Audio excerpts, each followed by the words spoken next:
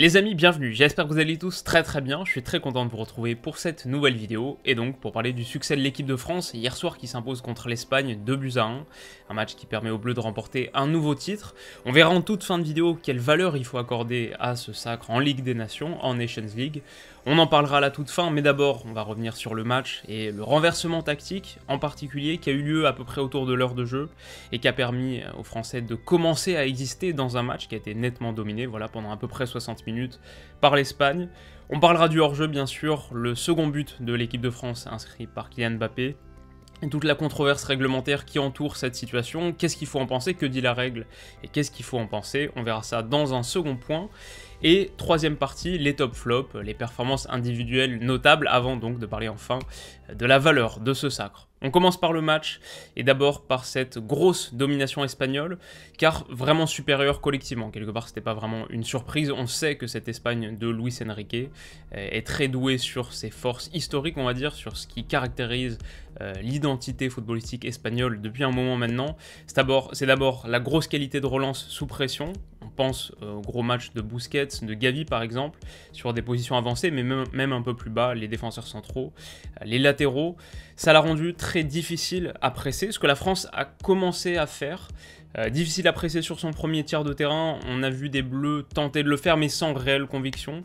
On voyait parfois par exemple du marquage individuel sur les joueurs axiaux, mais les couloirs en particulier étaient laissés libres par des pistons français, Théo Hernandez un peu moins que Benjamin Pavard, mais les deux quand même plutôt. Des pistons français qui préféraient être un cran plus bas au niveau de leurs défenseurs centraux. Et donc ça laissait les latéraux espagnols généralement plutôt libres. Il y a des stats qui l'illustrent assez bien. Azpilicueta et Marcos Alonso, latéral droit et latéral gauche de l'Espagne hier. Les deux sont les seuls joueurs du match qui finissent avec plus de 100 ballons touchés. Alors les latéraux en général touchent pas mal de ballons. Et dans une équipe de possession, c'est assez naturel que les latéraux touchent des ballons. Mais ils touchent encore plus de ballons que les défenseurs centraux parce qu'ils ont très souvent été trouvés libres. Ils ont été les joueurs libres pour que l'Espagne puisse se sortir de ces phases de pression sans conviction de l'équipe de France. Donc voilà, mon idée là-dessus, c'est que si tu veux presser l'Espagne, il faut se lever de bonne heure pour le faire, on le voit depuis un moment, et il faut surtout y allouer l'ensemble de tes ressources. Tu peux pas te permettre de laisser quelques-uns de tes joueurs un petit peu plus bas, parce que les joueurs libres en face seront trouvés, ça c'est sûr. Donc ça c'est la première chose, la qualité technique sous pression des Espagnols, mais aussi leur grosse qualité de récupération dans un modèle parfaitement guardiolien, qualité de relance sous pression et qualité de récupération, que ce soit via un bloc haut sur des phases de relance françaises qui ont souvent conduit Lloris à du jeu long assez approximatif, ça a été un gros problème pour l'équipe de France, donc toutes ces phases de pression dans la moitié de terrain française, mais aussi le pressing à la perte des Espagnols dès la perte de balle sur une offensive classique. Les Espagnols avaient à plusieurs reprises l'opportunité de réenclencher une seconde phase de possession parce que leur pressing à la perte, le contre-pressing sur les 5 secondes qui suivent la perte de balle était bien mené. Ça c'est une chose. Le résultat c'est qu'au bout d'une heure de jeu à peu près, on a l'Espagne qui a 66% de possession et qui a laissé qu'un seul tir à l'équipe de France, un seul tir pour les Bleus sur 60 minutes de jeu. Le motif d'espoir pour la France, c'est qu'en face, l'Espagne, malgré sa forte domination collective, l'Espagne n'a pas vraiment, alors plusieurs choses, je dirais, les joueurs, les individualités, mais peut-être aussi la vitesse, la capacité athlétique pour aller infiltrer les grands espaces. Globalement, l'Espagne n'a pas vraiment la qualité pour bonifier cette supériorité collective. Malgré tous les ballons qu'ils génèrent et qu'ils régénèrent grâce à leur pressing à la perte, ils sont assez peu souvent menaçants et sur cette première heure de jeu, on a parlé d'un seul tir pour l'équipe de France, alors l'Espagne n'en a que 3 aussi. Et ça nous offre d'ailleurs, c'est ce que je disais un peu à la mi-temps sur Twitter, ça nous offre un match qui n'est pas une énorme publicité pour le foot, pour un spectateur lambda. Alors il y a quand même plein de choses assez intéressantes, l'Espagne est super intéressante dans son premier tiers de terrain, sur ses phases de relance sous pression, mais ça nous offre pas un match très spectaculaire, très animé ou particulièrement rythmé. Donc voilà à quoi ressemble le match à peu près pendant une heure de jeu, et avec ce motif d'espoir que l'Espagne ne capitalise pas vraiment sur sa supériorité collective. Et puis d'un coup, tout change, ou beaucoup de choses changent, lorsque la France se met à prendre plus de risques dans sa phase de relance. On l'a vu à plusieurs reprises, Théo Hernandez, Jules Koundé, Dayot Upamecano par exemple, entre autres, se mettent à prendre plus de risques et à mobiliser des circuits un petit peu plus courts, sous pression, du jeu à ras de terre par exemple, et ce sera plus risqué, mais forcément, en tout cas ça a été plus payant, parce que c'était plutôt bien réussi. Peut-être que je comprends l'idée initiale de dire on va prendre un peu moins de risques face à une équipe qui presse très bien dans notre premier tiers, mais quand les Bleus se sont davantage livrés, ont davantage osé sur cette phase du terrain, sur cette partie du terrain, avec aussi peut-être les décrochages de certains joueurs, des pistons qui venaient un petit peu plus bas pour participer à la construction, Griezmann aussi qui a joué un rôle clé notamment sur le but égalisateur. Bref, tous ces joueurs et toutes ces choses ont fait que la France a relancé davantage au sol et s'est créé en 3 minutes, alors sur 3 relances au sol consécutives, à peu près entre la 62e et la 65e minute, 3 relances au sol consécutives, 3 occasions. La première, il me semble que c'est Pavard qui est trouvé par Mbappé et qui le lance, mais ça donne corner. La deuxième, c'est la barre transversale de Théo Hernandez. Il y a une grosse faute de Gavi, faute tactique de Gavi sur Pogba. Pogba résiste, réussit à transmettre et ça donne la barre transversale de Théo Hernandez. Et la troisième occasion, c'est le but égalisateur de Karim Benzema qui intervient d'ailleurs 22 secondes seulement après le coup d'envoi, grâce à une phase où la France réussit. Alors il faudrait le décortiquer avec les images en vraiment beaucoup plus de détails. Peut-être que j'en ferai une vidéo séparée, on verra. Mais j'ai un peu peur que l'UEFA, qui est particulièrement vigilante en ce moment, en strike l'ensemble de la vidéo, donc on va pas prendre ce risque-là. On va faire comme les Français pendant 1 heure de jeu, on va pas prendre trop de risques. Mais sur le but égalisateur, en tout cas, l'équipe de France réussit à faire ce que j'explique, ce qu'elle a bien fait, c'est-à-dire réussit à aspirer l'Espagne dans son camp pour ensuite aller attaquer les grands espaces. Mais pour ça, il fallait du jeu à ras de terre, du jeu court, du jeu bas, et pas ces ballons mi-longs et surtout très longs, et surtout très approximatifs d'Hugo Lloris. Donc voilà, ça a beaucoup payé. La France qui utilise le pressing espagnol pour l'attirer dans son camp et ensuite aller exploiter l'espace en profondeur, pas vraiment en transition, mais simplement une sorte de contre-attaque un peu manufacturée en inspirant l'équipe adverse. Ça aurait coûté cher si ça avait échoué, mais globalement c'est plutôt couronné de réussite. Il y a de la justesse technique. Je pense que par exemple l'entrée d'Upamecano à la place de Varane a fait du bien. Il y avait un petit peu plus de qualité technique avec ballon dans cette zone. Koundé, Hernandez sont aussi des bons joueurs sur cette phase du jeu.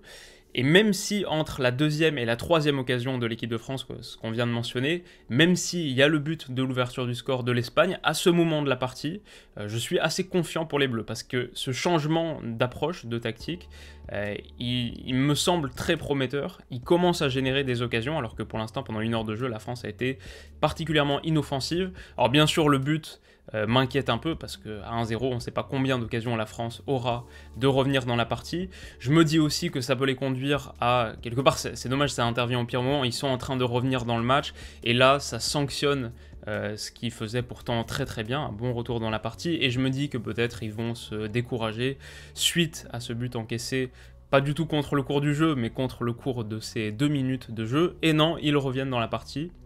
Et on montrait pas mal de qualité mentale, ce qui est une force plutôt historique de l'équipe de France sur ces dernières années. Si on accepte peut-être un peu d'excès de confiance contre la Suisse en menant 3-1 à 10 minutes du terme, généralement cette équipe de France réussit à plutôt bien rebondir, s'estime rarement vaincue ou battue, on l'a vu contre la Belgique pas plus tard qu'il y a quelques jours. Mais voilà, ça c'était toutes les séquences et la transformation pour moi vraiment importante qui a permis à la France de s'offrir l'opportunité d'emporter cette partie. Maintenant, forcément tout ça, ça revient sur la question, une des questions fondamentales, une des questions qui s'est le plus posée à la suite du match, c'est quelle valeur accorder au second but, le but de Kylian Mbappé, visiblement et nettement en position de hors-jeu, les images le prouvaient assez clairement.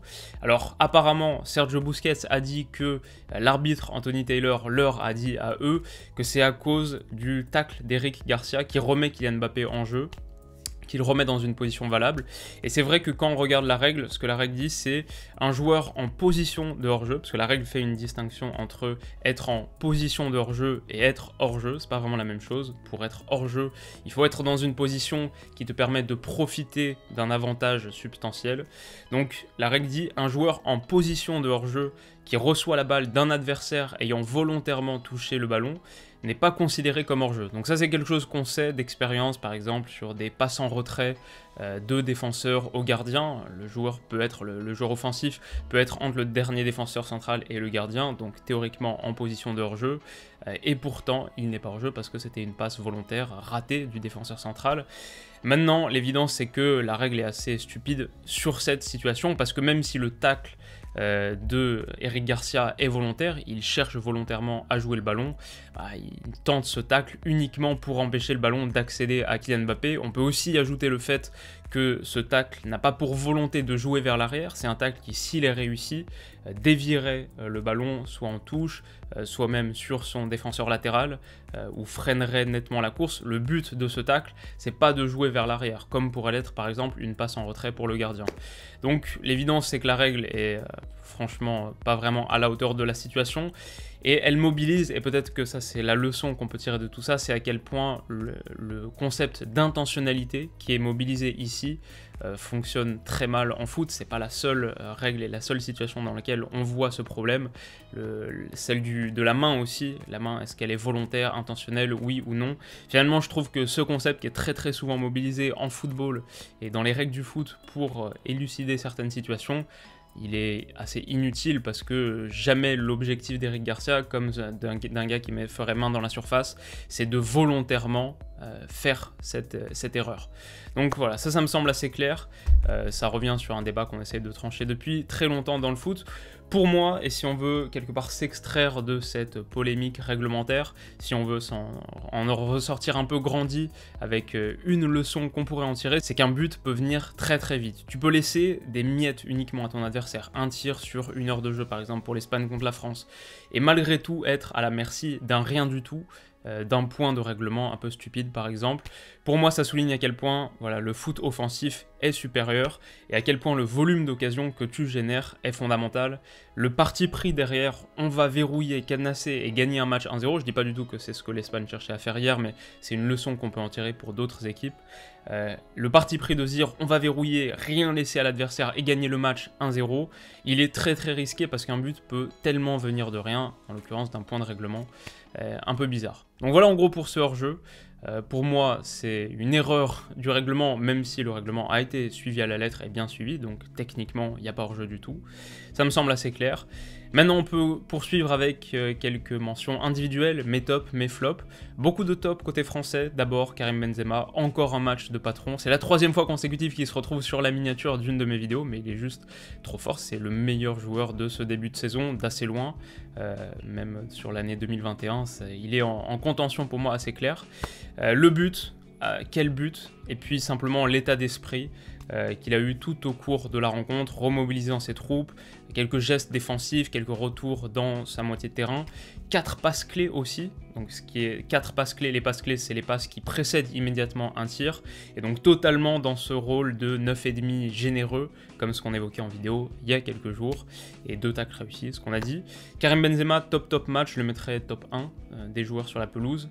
Deuxième, Théo Hernandez, il a permis à la France de progresser sur le terrain, mais aussi de progresser dans l'évolution de son match, en étant trouvé dans des zones intéressantes pour permettre à l'équipe de France de battre la pression. Très bon apport dans le demi-espace. Et puis juste, grosse présence offensive, il y a cette projection qui permet à l'équipe de France de toucher la barre transversale, de se procurer sa première vraie occasion de la partie. Passe décisive pour Kylian Mbappé aussi sur le but du 2-1, c'est lui qui lance bien Kylian Mbappé, alors un poil en position de hors-jeu, mais la passe est assez intéressante, puis bonne incursion dans ce demi-espace. Il y avait une autre situation, ouais, c'est sur le but égalisateur de Karim Benzema. Si on faisait une vidéo pour disséquer vraiment la situation, on verrait que c'est son apport et sa projection, il vient un peu dédoubler sur le couloir, et ça permet à l'équipe de France d'être dans une position de 2 contre 1. Il y a Karim Benzema et il y a Théo Hernandez, et ça offre de l'espace à Karim Benzema pour s'ouvrir et se mettre sur son pied droit. Si Théo Hernandez n'était pas là, Karim Benzema serait plus serré par le défenseur, je pense que c'est Azpilicueta en l'occurrence. Et donc voilà, là aussi, son apport invisible a beaucoup joué. J'ai beaucoup aimé le match de Théo Hernandez, ça se voit sans doute. Ensuite, je mettrai Paul Pogba, il y a quand même 6 dribbles réussis sur 6 tentés, donc 100% de réussite sur ces dribbles, mais même 6 dribbles réussis, c'est le record du match de très très loin. Il n'y a aucun autre joueur sur la pelouse qui a plus de 2 dribbles réussis. Il y a eu une grosse influence de ce point de vue-là. 2 tirs aussi, une passe clé, 3 tacles réussis sur 5 tentés, donc un match vraiment plein. On retiendra peut-être de lui les moments où Gavi l'a mis en difficulté, son petit manque de mobilité dans les espaces, peut-être pas les grands espaces mais les espaces intermédiaires, il a été un peu mis en difficulté, mais dans l'ensemble je soulignerais quand même un match très plein et un match de capitaine aussi, exhortant ses coéquipiers à redescendre, notamment avec Benjamin Pavard à un moment, une petite altercation pour lui dire de redescendre, de participer à cette phase de relance, et quand on voit à quel point ça a payé par la suite, on est obligé de se dire que c'était une bonne consigne. Voilà pour Pogba. Ensuite, Aurélien Tchouaméni, qui a été quelque part le pendant défensif de Pogba. Pour lui, il y a 4 duels aériens gagnés, c'est le record du match aussi. 2 tacles réussis sur 2 tentés, 2 retours très importants et très propres dans la surface de réparation. Il y en a un qui est un de ces 2 tacles, je pense, et l'autre c'est en seconde mi-temps où il coupe le centre d'Oyarzabal. Il y a un joueur espagnol qui est seul au premier poteau, qui aurait sans doute eu une très belle opportunité. Bref, 2 retours fondamentaux dans la surface de réparation, dans une zone à haut risque, et très bon match d'Aurélien Tchouaméni, j'ai trouvé. Les moins, les flops français, je dirais peut-être les 3 qui sont sortis par Didier Deschamps. Griezmann, très peu en vue, même si il joue un rôle important sur le but de l'égalisation, permet à la France de se sortir du pressing espagnol sur le but de l'égalisation, mais dans l'ensemble assez peu trouvé. Varane, alors il est sorti tôt à la 43e minute, mais pas un super début de match pour lui, notamment dans l'utilisation du ballon. Et Pavard, dont je suis pas très fan parce que je pense que cette France en 3-5-2, en 3-4-3, 3-4-2-1, elle repose beaucoup sur l'apport des pistons, et autant Théo Hernandez a montré sur les phases offensives qu'il rendait quelque part ce système viable, il légitimait ce système. De l'autre côté, je trouve que Pavard est trop souvent trouvé et est trop souvent le point final des actions. En fait, là pour moi, une des faiblesses intrinsèques de ce système, c'est que tu arrives trop souvent sur Pavard, et dans un système en 3-4X, les pistons sont parmi les top 5 de tes joueurs les plus importants sans doute, et avec ballon, il n'y avait simplement pas la qualité technique nécessaire hier, les centres ratés, le positionnement pas super bon. Voilà, sur le plan offensif, c'est pas le pire joueur du monde, mais pour moi il était assez nettement en deçà de ce qu'on est en droit d'attendre d'un piston d'une équipe de France qui joue en 3-4X. Voilà, ça m'a un peu déçu. Ensuite, je mettrai quelques points d'interrogation, c'est les joueurs, je ne sais pas vraiment comment les positionner. Hugo Lloris par exemple, il y a des arrêts vraiment déterminants, sans doute que si la France remporte cette partie en fin de match, c'est grâce à ses arrêts sur les 20 dernières minutes, donc clé de ce point de vue-là, mais c'est aussi son jeu long très approximatif qui a pendant 1 heure de jeu mis l'équipe de France dans une situation assez compliquée. Si tu remplaces par exemple Lloris par un Ederson, je pense que ça change pas mal de choses. Donc, point d'interrogation, ni flop ni top, un peu entre les deux. Petit doute sur Upamecano aussi, meilleur dans l'utilisation du ballon que Varane, et ça a plutôt bien servi les Bleus. Il est à l'origine du but de Kylian Mbappé, avec un bon renversement suite à une touche, mais nettement fautif sur l'ouverture du score aussi, nettement fautif sur ce but d'Oyarzabal, donc ça nuance assez nettement sa prestation. Et enfin, alors c'est un peu particulier, mais je dirais Kylian Mbappé. Il y a le but de la victoire, avec beaucoup de lucidité d'ailleurs, j'ai beaucoup aimé son approche du face-à-face, je pense qu'il n'est pas dans le bon angle pour enrouler second poteau. En plus, Unai Simon a montré, notamment sur la frappe de Karim Benzema, qu'il est capable de bien se détendre côté opposé comme ça, donc le fait de tromper avec un passement de jambe et ensuite de finir ras de terre côté fermé, on voit qu'il y a un grand espace laissé par Unai Simon. Bref, j'ai beaucoup aimé la technique de finition, mais aussi beaucoup de mauvais choix. 6 tirs tentés, c'est le record du match de très loin. Le deuxième joueur, c'est Karim Benzema à 2. Mais beaucoup de mauvais choix de ce point de vue-là. Très peu d'efforts défensifs aussi. S'il n'y a pas le but et que la France ne remporte pas cette Ligue des Nations, on le met sans doute immédiatement dans les flops. Donc ça rend son match pour moi un peu difficile à lire. Et donc voilà, ça c'était pour l'équipe de France. Mais côté espagnol, sur les tops, bien sûr, Sergio Busquets.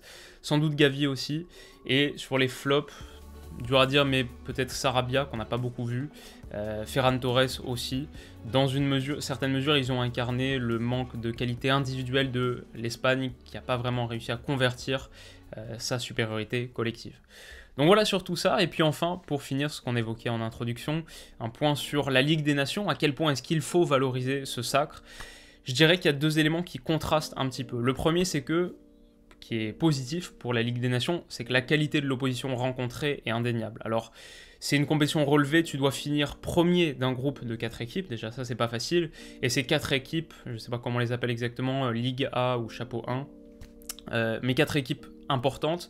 Là en l'occurrence c'était Suède, Croatie et Portugal, donc une adversité plus relevée par exemple que sur une phase de groupe d'Euro ou de Coupe du Monde. Et la France contre ses adversaires a fait 5 victoires et 1 nul, elle mérite d'accéder au prochain tour. Et ensuite tu joues 2 des 3 équipes qui ont fait exactement la même chose et qui ont fini première de leur groupe, donc des équipes qui sont vraisemblablement sur une bonne dynamique. Là c'était la Belgique et l'Espagne. C'est un parcours Portugal, Croatie, Suède, Belgique, Espagne, c'est un parcours qui, sur le papier, n'est pas franchement inférieur à ce que l'équipe de France a fait à la Coupe du Monde 2018, par exemple. Donc ça, c'est un vrai bon point pour cette Ligue des Nations, la qualité de l'opposition rencontrée. Maintenant, forcément, c'est aussi un trophée qui a aucune histoire sur laquelle se légitimer, et ça influence plusieurs choses, dont une temporalité pas très élégante. Le fait que tu dois jouer cette compétition sur 13 mois à peu près, les premiers matchs de phase de poule c'était septembre 2020, là tu finis en octobre 2021, et tu as un an, enfin tu as cette première période où tu joues les matchs de phase de groupe, puis plus rien jusqu'au Final Four qui se décante en l'espace de 4 jours à peine.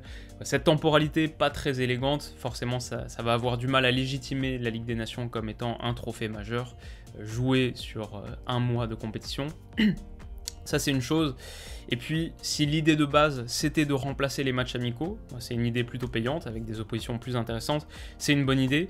Mais je pense qu'à part cette toute dernière phase où les 4 équipes concernées veulent vraiment remporter le trophée, les matchs de phase de groupe de Ligue des Nations, la poule de la Ligue des Nations, c'est des matchs amicaux un peu plus. Je veux dire qu'ils sont considérés comme ça, à mon avis, du point de vue des joueurs, des sélectionneurs, où les équipes nationales, les sélections s'autorisent à tester plus de configurations, expérimenter un peu. Je pense que pour beaucoup de sélectionneurs, c'est des matchs qui sont considérés comme moins importants, les matchs de phase de groupe de Ligue des Nations, c'est des matchs qui sont considérés comme moins importants que des matchs de qualification à la Coupe du Monde, par exemple. Donc tout ça, ça remet un peu en question l'idée du niveau qu'on évoquait dans une première partie. Tu joues des grosses sélections, c'est vrai, des très grosses sélections, mais le niveau d'investissement est inférieur à des grands tournois où tu rencontres que des équipes surmotivées, où même les petites équipes peuvent te causer des problèmes parce qu'elles sont tellement motivées. Donc ça, disons que ça affaisse un petit peu le niveau d'opposition, et puis après forcément sur le prestige, c'est seulement la seconde édition, on verra dans 30 ans si cette compétition existe encore, sans doute que le niveau de prestige sera plus relevé. Les toutes premières Coupes du Monde en 1930 étaient considérées comme moins importantes que les Jeux Olympiques de cette époque. Donc voilà, ça permet de resituer un petit peu à quel point le contexte historique est clé pour comprendre si une compétition est prestigieuse, oui ou non. Quoi qu'il en soit, je trouve que c'est toujours très positif, et on va finir sur cette bonne note quand même, on va pas faire la fine bouche sur un trophée, je trouve que c'est toujours très positif de garnir ton palmarès en tant que sélection et en tant qu'individu. Tous les titres internationaux sont bons à prendre, parce qu'il n'y en a pas tant que ça à prendre, c'est pas comme des championnats que tu joues chaque année, et où il y a beaucoup d'opportunités de le remporter dans une carrière. Et je dirais aussi que cette Ligue des Nations, si on devait hiérarchiser, est sans doute supérieure à l'ex-Coupe des Confédérations, donc ça c'est quand même un bon point. Et de manière générale, enfin même plus spécifiquement, c'est bien pour l'équipe de France là de se remettre en selle et d'écrire une page positive de son histoire si peu de temps après cet Euro raté. C'est une très bonne opportunité de se remettre dans une bonne dynamique mentale avant, dans 1 an et demi, de jouer la Coupe du Monde, encore plus importante. Donc ça c'est une bonne chose. Et puis sur le point individuel, je suis très heureux aussi pour plusieurs bleus, ça j'en ai fait un petit tweet à la fin du match, très heureux pour certains bleus en particulier qui lancent ou qui relancent leur histoire en équipe de France de la meilleure des manières. Je pense par exemple à Aurélien Tchouaméni, Jules Koundé, Théo Hernandez, des joueurs qui de mon point de vue ont vocation à rester en équipe de France pendant un bon petit moment encore, qui ont prouvé notamment sur ce rassemblement qu'ils méritent leur place de titulaire. Donc ces trois-là, et puis bien sûr Karim Benzema, c'est un énorme plaisir de le voir avec le maillot de l'équipe de France soulever un trophée et de relancer parfaitement son histoire en bleu. Belle histoire. Voilà, j'espère que cette vidéo vous aura plu. Dites-moi ce que vous en avez pensé dans les commentaires. Est-ce une victoire méritée? Quelle valeur surtout est-ce que vous accordez à la Ligue des Nations? Et quelle valeur est-ce que vous pensez qu'on lui accordera d'ici quelques années, quelques saisons? Point positif, point négatif. Dites-moi tout. On se retrouve très vite pour la prochaine vidéo. D'ici là, comme d'habitude, prenez soin de vous. Si ce maillot vous plaît, que vous cherchez des maillots rétro et originaux, comme vous le savez, je vous mets le lien du site que j'utilise et mon sponsor maillot en commentaire. Merci de votre soutien. On se dit à très vite pour la prochaine. Prenez soin de vous et de vos proches. Bisous.